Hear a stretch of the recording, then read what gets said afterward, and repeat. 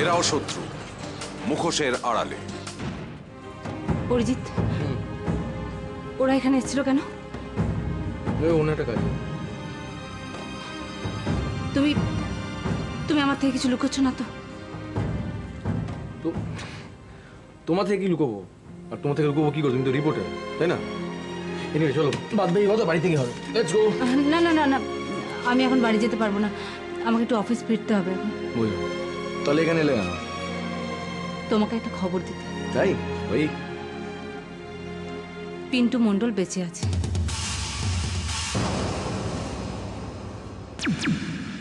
হতে পারে না, নদার নিজে হাতে ওকে মেরেছিল। তাহলে ওর বডি কোথায় গেল? দেখো, আমার কাছে খবর আছে যে ওর মেয়ের সঙ্গে দেখা করতে কেউ গেছিল। তুমি খোঁজ নাও, অনেক প্রশ্নের উত্তর কিন্তু পেয়ে যাবে।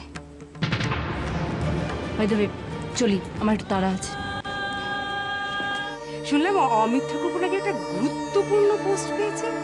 হ্যাঁ সত্যি নাকি? নন্দিনী মানে বাবাকে খুশি করার জন্য বানিয়ে বানিয়ে বলছে। না না, বানিয়ে বানিয়ে বলবে কেন? সত্যি সত্যি আমি ভালো পোস্টিং এ গেছি। কি জানি বাবা কি দেখতে গেছে। যাকে ভালো হলেই ভালো, ভগবান করুন যেন সারা জীবন ও ওখানেই পোস্টিং থাকে। টেনশন করো না, তাই থাকবে। চলো বৌমা। বলো, কেমন আছো? কি খবর? বাহিন, আমি না হয়তো আর কয়েকদিন এখানে আসতে পারবো না। আমার মরদের খুব শরীর খারাপ। তোমার কোনো ফোন নাম্বার আছে? আমায় দিয়ে দাও, আমি তোমায় ফোন করে নেব। তুমি এক কাজ করো না, তুমি আমাকে তোমার নাম্বারটা দিয়ে দাও, দরকার পড়লে না হয় আমি তোমাকে ফোন করে নেব।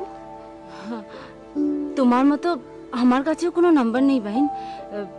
ঠিক আছে, আমি এখান থেকে যাবার আগে তোমার সাথে একবার নিশ্চয়ই দেখা করে যাব, কেমন? আজ তাহলে চলি। আমি শুনেছি ক্যাপ্টেন শুভঙ্কর আফসোস করেছিলেন,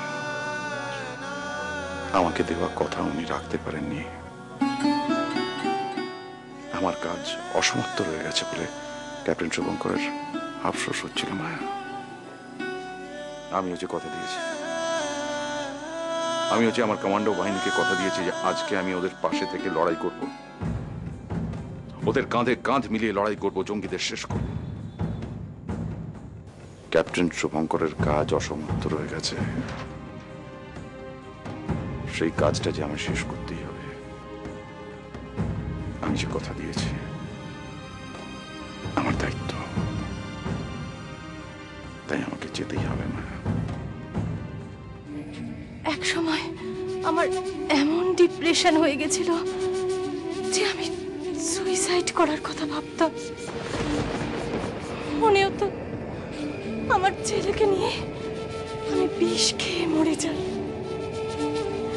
আমার ছেলে এখন মৈনাককে মেনে নিয়েছে। আমার আর কি চাই বলুন? আমরা খুব ভালো আছি, খুব সুখে আছি। প্লিজ আপনারা এই ঘন ঘন বাড়িতে আসা বন্ধ করুন। প্লিজ আমাকে রেহাই দিন, আমাকে রেহাই দিন প্লিজ।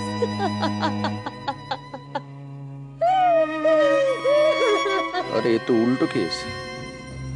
এখানে তো দেখছি মেয়েটা মনে হচ্ছে সব সত্যি কথা বলছে। বুঝতে পেরেছি, শেষদার টাকার লোভে এই মেয়েটাকে মিথ্যে জালে ফাঁসিয়েছে।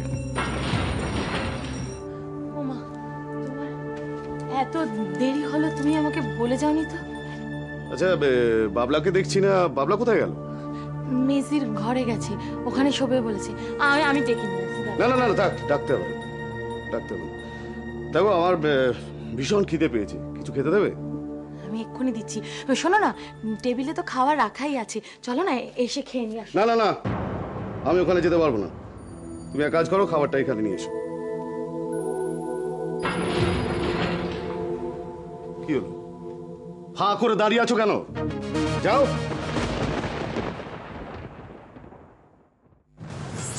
এরাও শত্রু, মুখোশের আড়ালে।